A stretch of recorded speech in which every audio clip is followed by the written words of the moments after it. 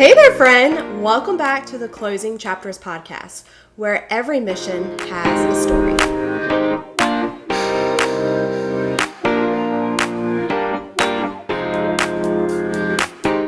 We were really having a hard time finding anything in their price point that was just not hideous, honestly. And so I was thinking, and I was like, you know what? I know that you guys are pretty darn handy. I know that mom and dad are pretty darn handy. Could I show you this property that's not on the market yet? Hey there, welcome back to Closing Chapters. Today, we are going to discuss that fun saying, one man's trash is another man's treasure, except there's a little bit of a twist on it. We are going to talk about how one family's unfinished house projects leads to another family's hidden treasure. This all came about back in 2019 when I had a family that was ready to leave and go to their next installation.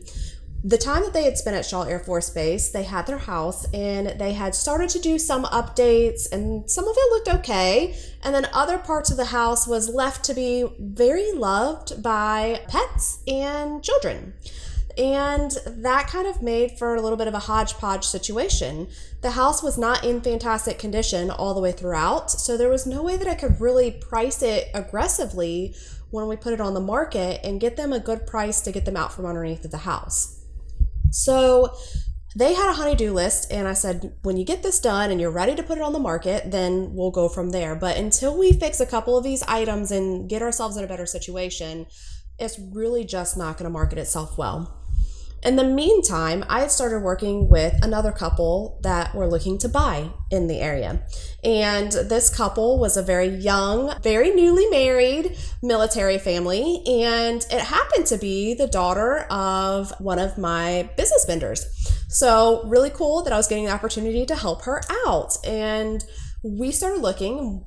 Just like normal, most young military families have to start somewhere, and they're starting with not a whole lot in their pocket. So we needed to find them a very reasonable property that fit their needs. The biggest need is that they had big pups. So they needed a nice fenced-in yard. And they didn't need much else, right? Because it was just the two of them. And we wanted to be reasonable to the base because he was an MP, so he had different hours that he worked all the time and wanted ease of access to the base. So once we started looking around, we were really having a hard time finding anything in their price point that was just not hideous, honestly. And so I was thinking, and I was like, you know what? I know that you guys are pretty darn handy. I know that mom and dad are pretty darn handy. Could I show you this property that's not on the market yet? And I got permission from the sellers to show it as well. And I was able to put a deal together off market, which was amazing. They paid $134,000 for their first home in April of 2019. Apparently April 30th in 2019 was a popular day for me because I had 3 closings. The one we just talked about in the last episode. And then this was considered 2 different closings, right? I had the seller and the buyer. What a big day. I wish I could go back in time and relive and experience that sometimes. But anyhow, we were able to secure this property for them. And once they did the home inspection, we made sure that the important items were taken care of. Now, word to the wise, when you leave a property unattended and the weather starts to change, it is very common that little friends find their way into houses. And big note here, if you are selling a property and you are moving out ahead of time, clog your dryer vent. Put a towel in there or something of the nature so that nothing can come in. In this case, we're pretty sure that's where our lovely friend came in from. And our lovely friend happened to be a mouse that decided to chew through some of the lines on the back of a refrigerator and kill the current refrigerator that was in the property. So that was their closing gift, is that I provided them a refrigerator to replace the one that was no longer working. All of that could have been avoided if we would have taken one simple step and made sure that the house was completely secured and that we didn't have little critters coming in from the outside in. So please learn from my seller's mistake that came out of my pocket. Anyhow, it ended up being really cool, and it was fun to watch this couple turn the house into what it was meant to be, which is awesome. Mom and daughter got to town doing projects like the second they closed on this property.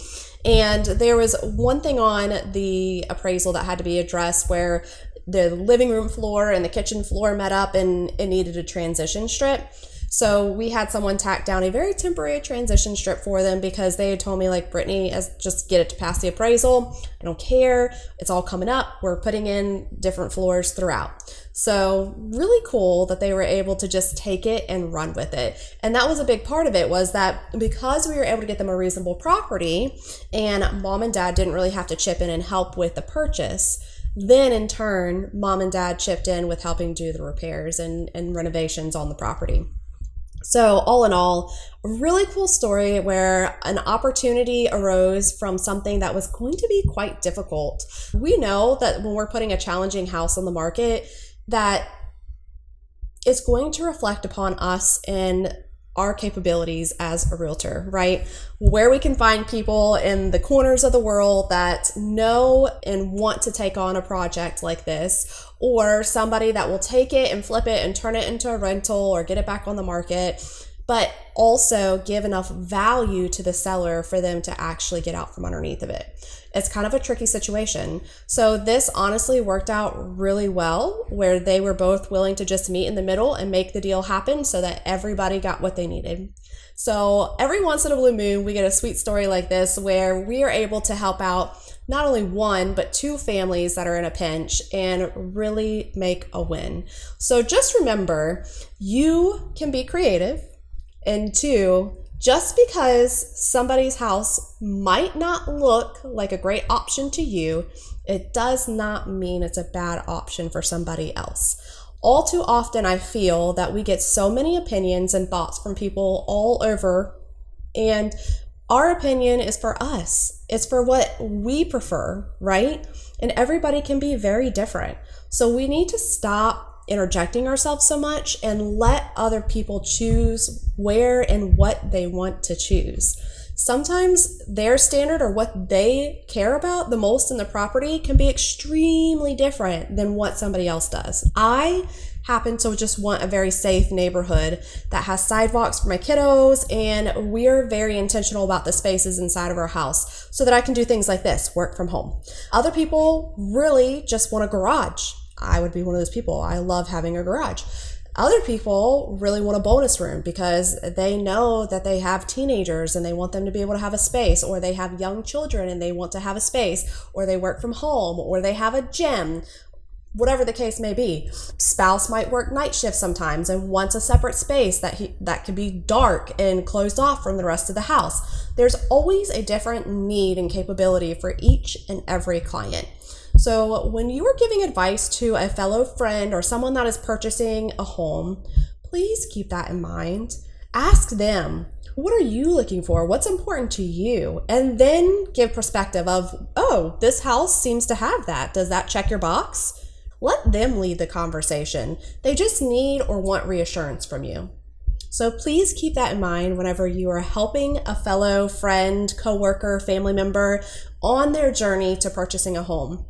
We all have people that we trust and honor and want their good graces for things. And that's not always the realtor, right? I want, my best friend's seal of approval, or my husband's seal of approval, or my dad or my mom, right? I can't tell you how many clients I work with that have someone special alongside with them on the journey. And we always have to create those clear boundaries and say, okay, who are we taking care of? Who is the priority here, right? And how do we support them best? And once again, in this scenario, this is not a house that mom or dad would have naturally picked out for them. But once we pitched it to them and we said, hey, look, this meets X, Y, and Z criteria, this is what we can accomplish with it, then they were fine. They were all in. And then on top of it, we were able to say, hey, this is what we're comparing to. This is what's available to us in that price point. right? So a lot of times it's about looking at the whole picture, seeing what our options are, and then finding the best way forward. So I hope that this encourages you to just remember, once again, we can be creative as long as you're willing to play ball. And two, sometimes we have to make sure that we make our own decisions and then look for that reassurance from the people around us, and do it with confidence and letting them know that we are excited or we are ready to move forward with this option. I hope that can be helpful to you if you are a support member in this situation or a buyer, right? Sometimes we need to be reminded that this is our decision, this is our house that we are purchasing, and as long as we are okay with it and as long as we feel confident in our decision, then that is what matters ultimately. Would we love to have all the support and love in the world from everybody else that we care about? Yes. But sometimes everybody is not going to see things the way that you do, or sometimes people don't understand how you need or want to be supported. So please remember to trust your heart, trust your gut, and know that you have somebody in your corner, aka your trusted realtor, and we are going to help you every step of the way. I hope that you guys have a great day, and I can't wait to see you on the next episode. Hey, I just wanted to say thank you for being here and listening in on this episode of Closing Chapters with me. I truly enjoy putting this content together, and I hope that you enjoy it too. If so, could you like, subscribe, and share this episode with somebody you know that will enjoy it just as much as you did? Thank you so much.